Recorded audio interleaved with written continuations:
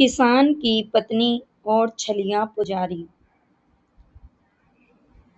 किसी गांव में एक गरीब किसान रहता था। वह बहुत ही भोला और ईश्वर का अनन्य भक्त था।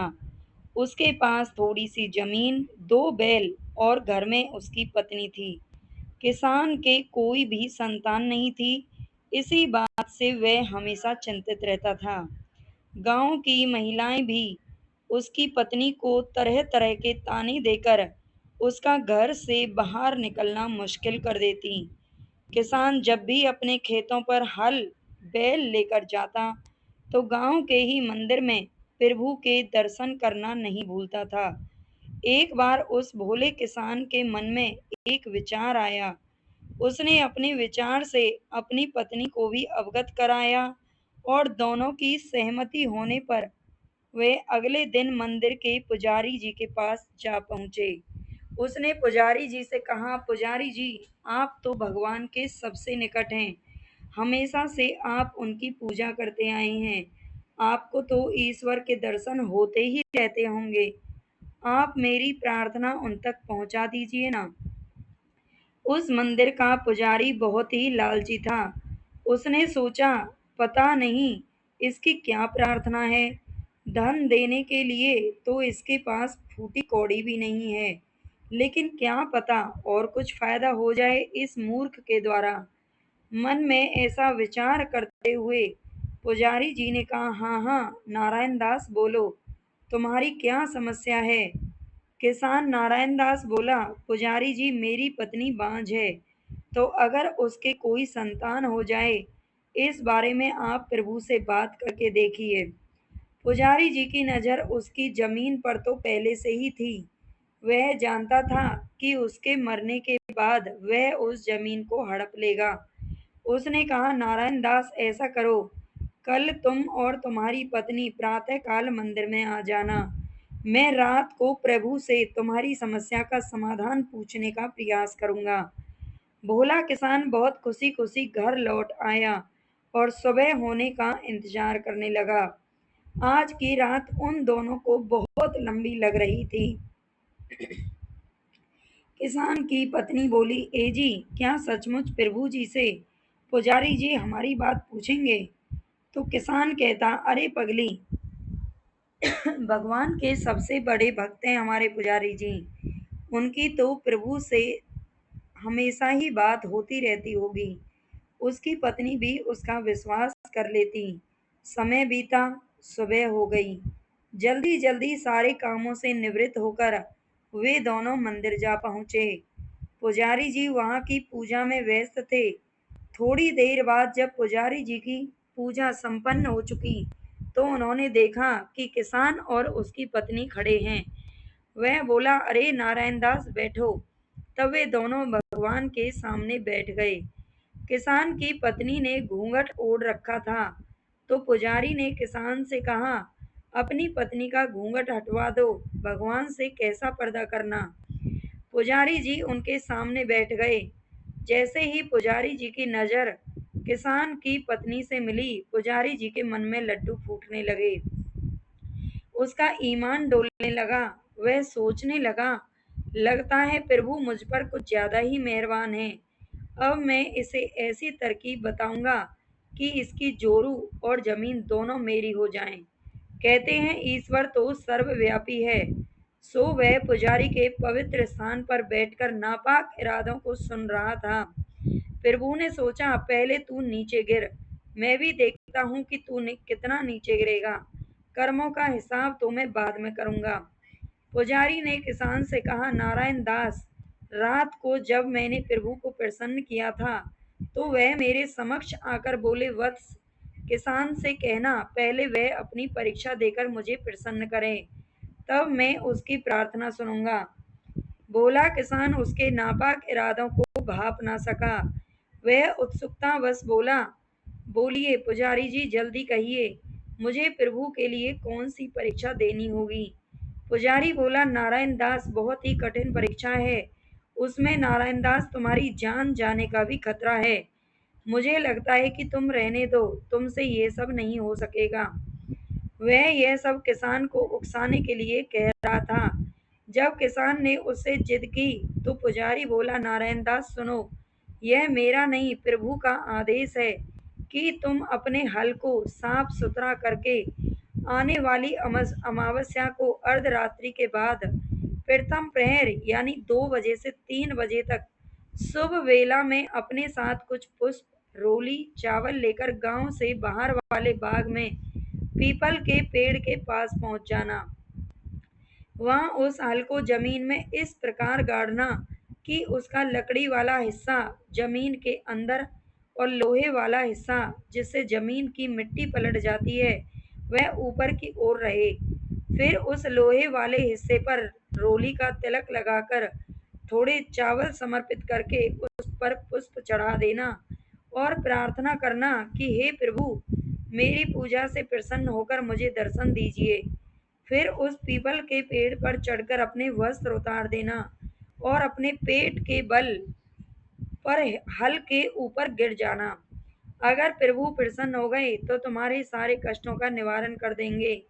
यह बात जब किसान की पत्नी ने सुनी तो वह जोर से चिल्लाई, नहीं स्वामी, तुम आगे कुछ कह पाती कि पुजारी ने उसका हाथ अपने दोनों हाथों से थाम लिया। उसको सहलाकर कुछ दबाते हुए बोला, अरे पगली, तू कैसी भारतीय नारी है जो पति को ईश्वर दर्शन करने से रोकना चाहती है। तू नहीं जानती तू कितना बड़ा पाप कर रही है। पत्नी का तो धर्म है कि पति के नेक कार्य में भागीदार बने, और तू लेकिन अगर इन्हें कुछ हो गया तो पुजारी जी, किसान की पत्नी ने पूछा, अरे पगली, इसे कुछ नहीं होगा, इसे तो प्रभु के दर्शन होंगे, और अगर कुछ ऐसा वैसा हो भी गया तो हम लोग हैं ना तेरी मदद करने के लिए। पुजारी किसान के सामने उसकी पत्नी का हाथ अपने हाथों में थामे उसे सहला सहला कर दबाते हुए ये बातें करता रहा, और बेचारा किसान प्रभु प्रभु दर्शन की आस में अनजान बना बैठा सब देखता रहा।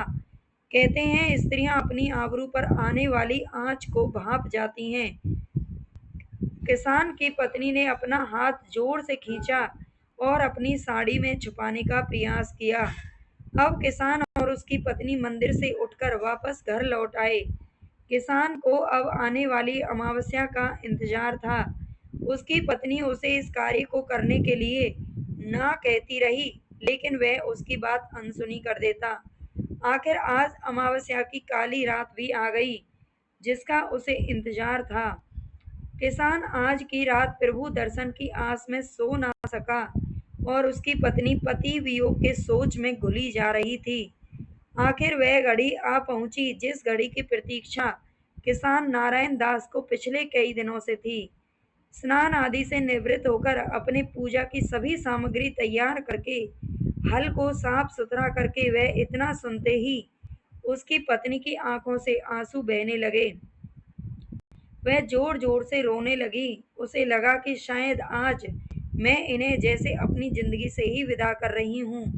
वह उसके पैरों से लिपट कर रोते रोते कहने लगी, स्वामी जरा सोचो, मुझ अभागन बाज औरत के साथ इस गांव में कैसा व्यवहार होता है, और यदि मैं विधवा हो गई तो मेरा क्या होगा। मैं तो जीते जी मर जाऊंगी, यह दुनिया मुझे जीने नहीं देगी।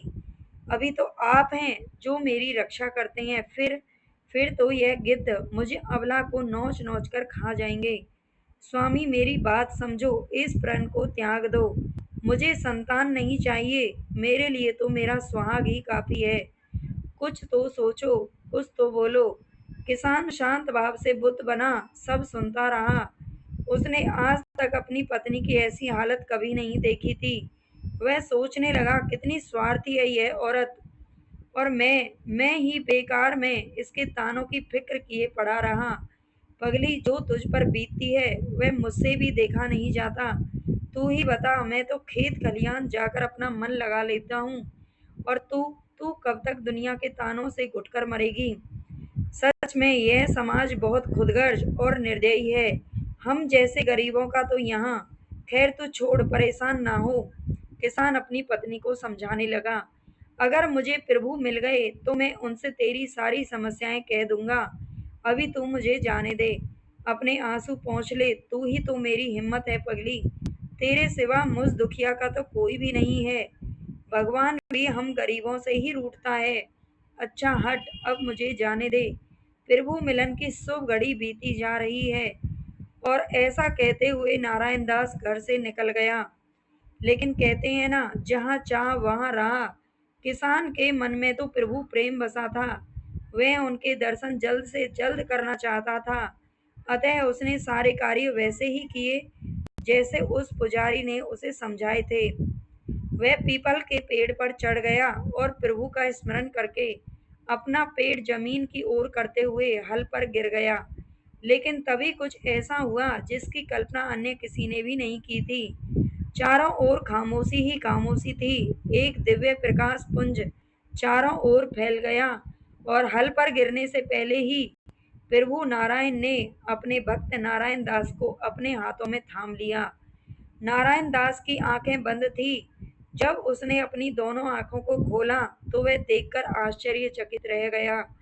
नारायण दास प्रभु की गोद में लेटे हुए निहारता रहा। कुछ देर बाद प्रभु ने कहा, वत्स, तुम कितने भोले हो और पुजारी कितना दुष्ट है। तुम उसकी बातों को भाप नहीं सके। अगर मैं नहीं आता तो क्या हाल होता तुम्हारा। तुम्हें इसका जरा भी आभास न था। नारायण दास प्रभु के चरणों में गिर पड़ा और बोला, प्रभु, पुजारी तो आपका अनन्य भक्त है। उसने ही तो मुझे आपसे मिलाया है। किसान बोला, प्रभु, दिल में ही तो आप बसते हैं, मन तो चंचल होता है। प्रभु ने कहा, वत्स, तुम आत्मा से पवित्र और मन से निष्कपट हो। तुम्हारी पत्नी पतिव्रता है, तो भला मैं ऐसे भक्तों को मुसीबत में अकेला कैसे छोड़ सकता हूँ। क्योंकि छल कपट मोहे तनिक न भावा, अर्थात मुझे छल कपट जरा भी पसंद नहीं है। उधर किसान की पत्नी अपने आंसू बहाते हुए ईश्वर के चरणों में पड़ी प्रार्थना कर रही थी। तभी अचानक किसी ने दरवाजा खटखटाया। किसान की पत्नी का चेहरा खिले गुलाब जैसा निखर उठा। वह इसी पल के इंतजार में ही तो थी कि कब उसका पति वापस आए। वह दौड़ती हुई दरवाजे की ओर बढ़ी और दरवाजा खोलते हुए बोली, आ गए तुम। मैं तो कब से तुम्हारा इंतजार कर रही थी। हाँ, ओ सामने पुजारी को देखकर अचानक उसका चेहरा मुरझा गया। उसने ऐसी कल्पना तो कभी नहीं की थी। पुजारी बोला, अरे पगली, तूने मुझे बुलाया और हम देख आ गए। अब मैं और तू, समझी ना। कहते हुए उसने किसान की पत्नी का हाथ पकड़कर बिस्तर की तरफ ले जाने लगा। औरत जोर जोर से चिल्लाने लगी, स्वामी, स्वामी, तुम आते क्यों नहीं। मुझे कौन बचाएगा इस जल्लाद से। हे प्रभु, तुम ही मेरी पुकार सुनो। हे प्रभु। इतनी करुण पुकार सुनकर प्रभु उठ खड़े हुए और किसान से कहा, वत्स, अब तुम जल्दी घर जाओ। तुम्हारी पत्नी तुम्हारी राह देख रही है। अगर अभी तुमने जाने में देरी की तो तुम कहीं के ना रहोगे।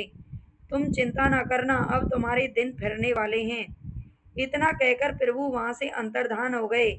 किसान भी अपने घर की ओर चल पड़ा। घर पर पहुंचकर उसने देखा दरवाजा खुला हुआ है और पुजारी उसकी पत्नी के बाल पकड़कर उसे घसीट रहा था। उसकी पत्नी प्रभु बचाओ बचाओ चिल्ला रही थी।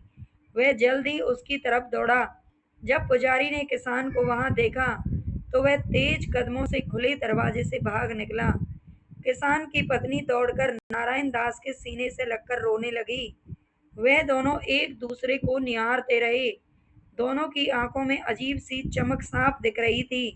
उनकी जुबान खामोश थी, आंखें ही सब कुछ बयान किए जा रही थी।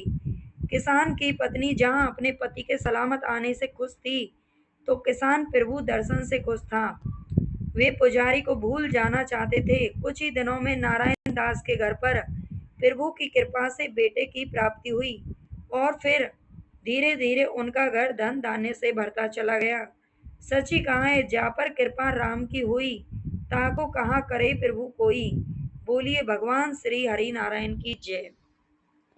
राधे राधे, जय श्री कृष्णा। अगर आपको ये कहानी अच्छी लगी हो तो चैनल को सब्सक्राइब जरूर कर लेना। सभी से हाथ जोड़ करके निवेदन है, और लाइक कर देना, शेयर भी ज़्यादा से ज़्यादा करना अपने सभी दोस्तों के साथ में। राधे राधे।